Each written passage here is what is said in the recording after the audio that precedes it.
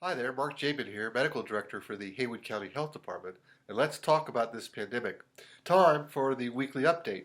And in this video, it's fair to say that the new daily cases have peaked and are headed down. But will that trend keep going down? So please share this with someone you care about. So here is the curve of new daily cases in Haywood County for the pandemic. And it tells you everything you need to know about what's happened over the past 10 days, not just here, but in the region and in much of the nation. The surge that began in early November is not over, but does appear to have peaked and is coming down. Here is the change in Western North Carolina since our last update on January 11th.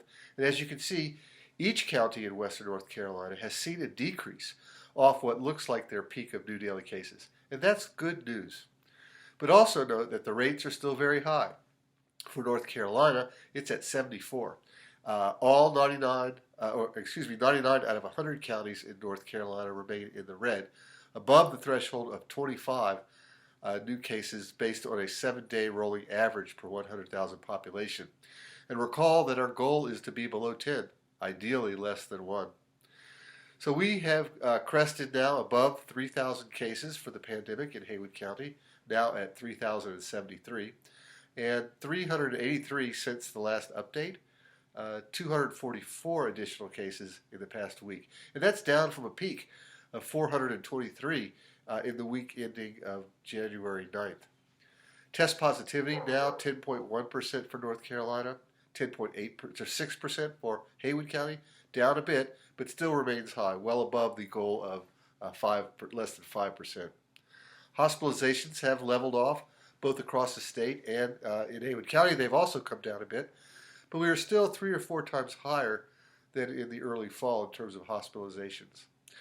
76 of our fellow Haywood County residents have died of this pandemic, but only 1 in the past 2 weeks. However, remember that there's a lag between when a person passes and our receipt of the death certificate that confirms it was a COVID-related death. Nonetheless, this is good.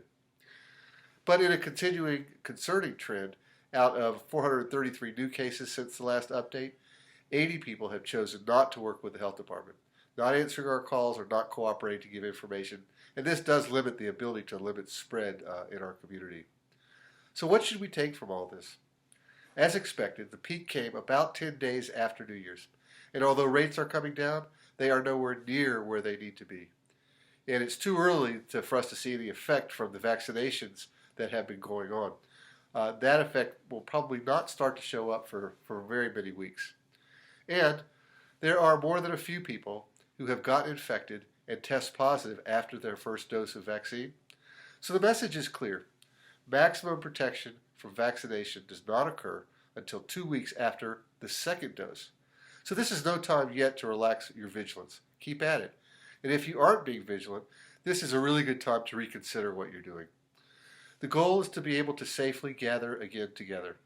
And that takes individuals getting vaccinated to protect themselves and enough of us getting vaccinated to protect the community. So what you do today will show up in the numbers 2 weeks from now. The lower the numbers, the more effective the vaccine can be. The lower the numbers, the fewer the deaths, the fewer people with long-term symptoms, the fewer whose lives are disrupted because of isolation and quarantine. So be well and be careful. Keep it up. And let's continue the direction we are headed in now.